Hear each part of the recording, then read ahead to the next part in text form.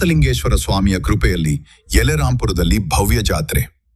ತುಮಕೂರು ಜಿಲ್ಲೆ ಕೊರಟಗೆರೆ ತಾಲೂಕು ಯಲೆರಾಂಪುರ ಗ್ರಾಮದ ಗೋಕುಲಹಟ್ಟಿಯಲ್ಲಿ ಮಹಾಶಿವರಾತ್ರಿ ಹಬ್ಬದ ಅಂಗವಾಗಿ ಶ್ರೀ ಪಾತಲಿಂಗೇಶ್ವರ ಸ್ವಾಮಿಯ ಜಾತ್ರಾ ಮಹೋತ್ಸವ ಭಕ್ತಿಭಾವದಿಂದ ಜರುಗಿತು. ಗ್ರಾಮದೆಲ್ಲೆಡೆ ವರ್ಣರಂಜಿತ ದೀಪಾಲಂಕಾರಗಳಿಂದ ಹಟ್ಟಿಯು ಕಂಗೊಳಿಸಿತು.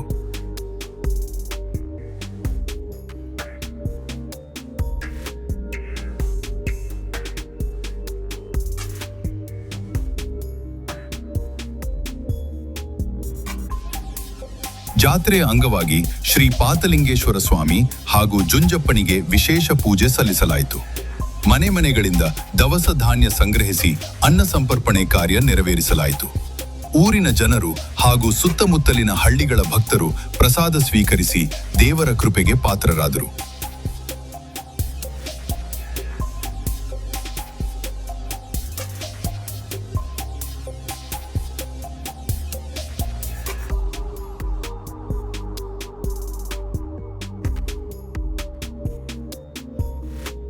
ಈ ವರ್ಷದ ಜಾತ್ರಾ ಮಹೋತ್ಸವಕ್ಕೆ ಯಲೆರಾಂಪುರ ಕುಂಚಿಟಿಗರ ಮಠದ ಪೀಠಾಧಿಪತಿಗಳಾದ ಶ್ರೀ ಶ್ರೀ ಹನುಮಂತನಾಥ ಸ್ವಾಮೀಜಿಗಳು ಆಗಮಿಸಿ ಆಶೀರ್ವಚನ ನೀಡಿದರು.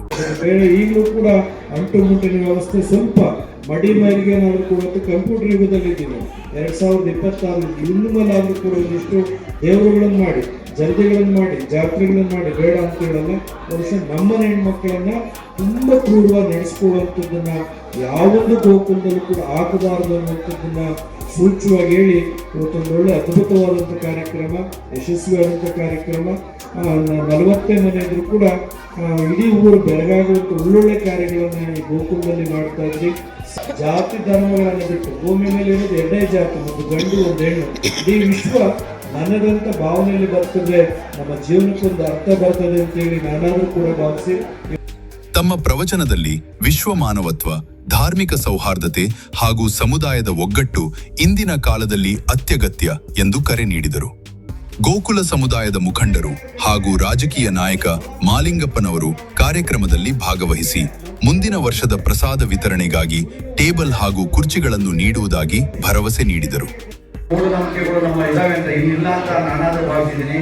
ಆ ಮೂಢನಂಬಿಕೆಯಿಂದ ಹೊರ ಬನ್ನಿ, ಭಗವಂತ ಎಲ್ಲರಿಗೂ ಇದ್ದಾನೆ, ನಮಗೂ ಇದ್ದಾನೆ, ಬೇರೆಗೂ ಇದ್ದಾನೆ. ಹಾಗಾಗಿ ಆ ಭಾರತೀಯ ಸಂವಿಧಾನದಲ್ಲಿ ಸ್ಟ್ರಾಂಗ್ ಅರ್ಕೆ ಕಟ್ಕೊಂಡು ಯಾವುದೇ ಮೂಢ ಒಂದು ಆಚರಣೆಗಳನ್ನ ಕೈಬಿಡಬೇಕು. ಒಂದೇದು. ಎರಡನೇದು, ಮಕ್ಕಳನ್ನ ವಿದ್ಯಾವಂತನಾಗಿ ಮಾಡಿ ಅಂತ ಒಂದು ಹೇಳ್ತಾ ಇದ್ದೀನಿ. ಮುಂದಿನ ಸಾರಿ ಶಿವರಾತ್ರಿಗೆ ಈಗ ನೆಲ ಕುತ್ಕೊಂಡು ಊಟ ಮಾಡ್ತಾ ನಾನು ಟೇಬಲ್ ಕೊಡ್ತೀನಿ. ನಾನು ಏನಪ್ಪ ಇಲ್ಲ ಟೇಬಲ್ ಟೇಬಲ್ ಕೊಡುವ ಜವಾಬ್ದಾರಿ ನಂದು. ಎಲ್ಲರೂ ಕೂಡ ಟೇಬಲ್ನಲ್ಲಿ ನೀವು ಊಟನ ಮುಂದಿನ ಸಾರಿ ಕೊಡಿಸ್ಬೇಕು. ಅದೇನಾಗುತ್ತೆ ನನ್ನ ಜವಾಬ್ದಾರಿ. ಗೊಲ್ಲರಹಟ್ಟಿಯ ಮುಖಂಡರಾದ ಪಾತಲಿಂಗಯ್ಯನವರು ಸ್ವಾಮೀಜಿ ಹಾಗೂ ಹಿರಿಯರ ಸಮ್ಮುಖದಲ್ಲಿ ಸಮುದಾಯ ಭವನ ನಿರ್ಮಾಣದ ಮನವಿಯನ್ನು ಮುಂದಿಟ್ಟರು.